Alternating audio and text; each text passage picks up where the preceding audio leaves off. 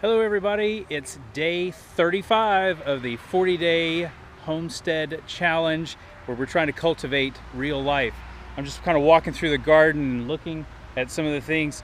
It's exciting to see the corn that's really starting to come in, but what's really impressive is the squash plants that are back here. They're looking really good. So I'm pleased with how all of that's coming along. And I was actually just talking with Melinda a little bit ago. She's over at some of our blackberry bushes and she's looking into some things. We're going to talk to you about that coming up tomorrow because we got some challenges with the blackberry bushes. They're doing well, but we got a few things that we need to address. So stay tuned to that. Stay tuned for that coming up tomorrow. But I want to step out of the garden now, and I want to head back over to the house. I want to talk about something that's important for today. Today is it's a special day because it's a somber day, and I want to talk a little bit about what that means for us, for our family on our homestead. Today is June 6th, and that just happens to be the anniversary of D-Day, the invasion of Normandy during World War II.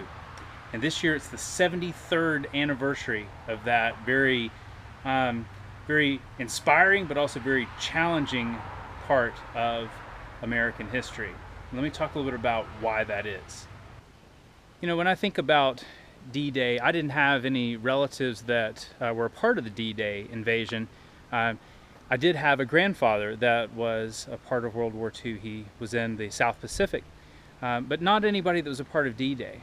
But I've read plenty of accounts and I've certainly seen several movies that have talked about that day.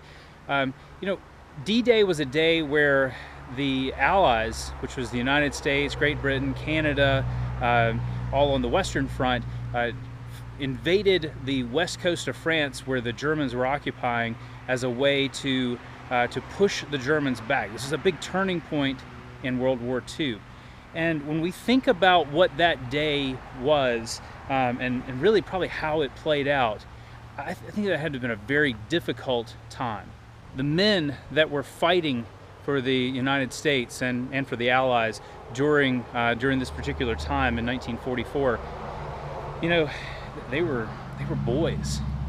They were 18, 19, 20, 21, 22 years old, and yet they had been asked to go and to fight this incredible force of evil. And they did. And I'm sure that many of them were very scared. Actually, we know that a lot of them were very scared. But I think about what it must have been like for those young men standing there in those flat bottom beach boats that were going to push up, landing there on the beaches, and that metal door, that gate that would just flop down. I think about what it must have been like for them to have been standing on one side of that door, knowing that as soon as it comes down, there are German guns trained on them, and they were likely going to die. We've since come to call the men of that generation the greatest generation. I think it was Tom Brokaw that coined that term, or at least he certainly popularized it. But they were great. They did something that it had to be done. There was no other option. If we were going to defeat that kind of evil, these men had to go and they had to make that kind of sacrifice. You know, we talked about this morning at the breakfast table, and I just shared a little bit about that, and I showed the kids a video talking about that. And I looked at my boys. My boys are, well, one of them is about to turn 8 and the other just turned 9. And I look at them and I think, gosh, the young men that stood there on one side of those landing boat doors, they were only 10, 11, 12 years older than what my boys are now. And they were asked to go and to fight and to sacrifice, and in many of their cases, to die. I don't know what I would feel like. I don't know what I'd feel like if that was me. I certainly don't know what it would feel like if those were my sons that were there doing that. But those men answered the call, and they sacrificed on that day. You guys, that's why we remember D-Day. I wish that more people would focus on this day because those guys were brave.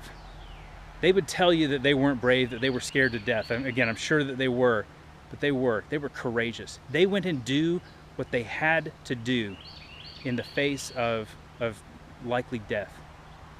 And they did it so that we could defeat that kind of evil, so that we, in this country, in the United States, and in places around the world, we could enjoy freedom. I don't take that lightly, and I hope that you don't either.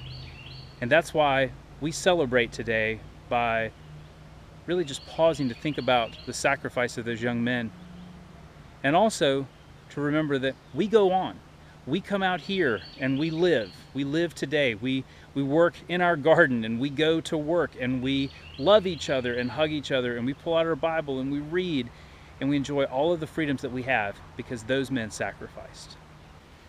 Recently I had an occasion. You remember Melinda's father was here. My father-in-law was here just a couple of weeks ago, 3 weeks ago now, and he served in the Air Force, not in World War II. He served later, but he's a wonderful man. And one night, and not in a mean way by any stretch, he just asked me. The sun had already gone down. And he said, "Hey, you know your flag is still up." Well, I know flag etiquette, and I know that you're supposed to pull the flag down at the end of the day, and you should put it up as the sun comes up. And when he asked me about that, I thought, gosh, you know, I don't have time to do one more thing. You know, I've just got so many things that are on my plate. It's not that big a deal. I'll just leave the flag up overnight. Well, guys, I thought about that a little more after he asked me that, and it really tugged at my heart. And I thought, come on, John, seriously? There were men that fought and they died for your right to fly that flag. You can't even take a minute to go and to raise that flag, or a minute to lower that flag at the end of the day. It hurt. It hurt me because I wasn't honoring them. So I made up my mind, and I decided right then and there that things would be different. And what we started doing was taking the flag down at the end of the day, and then turning around the next morning and putting it up. But it didn't stop there. I wasn't in the military. I'm grateful to those that have served. It just wasn't something that I did. But what we decided to do was to play reveille at the beginning of the day as we're raising the flag, and then playing taps at the end of the day as we took the flag down. And it was a chance for us to involve the kids, and we did, and we have. We continue to do so. And we've taught them to say, this is the way that you honor and you respect those that fought, like on D-Day 73 years ago. You know, it's not natural for us to want to submit. We don't want to naturally submit to those that are in authority over us. We don't want to submit to a schedule. We want to be free. We want to be able to do whatever it is that we want. And that's really attractive, especially if you move out into the country and live on a homestead. And yet we're all accountable to someone. And when we started doing this, it was a great way for us to show that good, bad, ugly, indifferent, no matter what's going on in our country, in the political environment, whatever it is, we still need to honor and respect those that have fought, those that have served, those that have died for our flag and for our country. Now, why am I telling you all this? I mean, you might be one of the most patriotic people that's out there. You may have a big flagpole, and you may properly do everything every day. Well, if so, that's great. And I'm not here to tell you that you have to do something one way or another. But what I am saying is that respect is important. And that's something we're trying to teach our kids. And frankly, I would hope that lots of people would pay honor and respect to those that have served our country. And this is one small way that we can do it. 73 years ago today, some very brave young men stood in a flat-bottomed landing boat waiting for a steel door to be lowered. They probably thought, I'm going to die. But they knew that they were serving something that was greater than themselves. I wish they could be here today. I wish they could stand right here with me, and I wish I could express my gratitude. But unfortunately, my words would probably be so pitiful compared to what they did that it still wouldn't be that meaningful. Take time, say a prayer, thank those that have gone before us. If you have someone, a loved one that is a veteran, thank them for their service. Whether they fought in World War II or something since then, just thank them. Thanks for joining us out here today on our homestead. It's a special day. It's a day to be somber, it's a day to remember, and it's also a day to be grateful.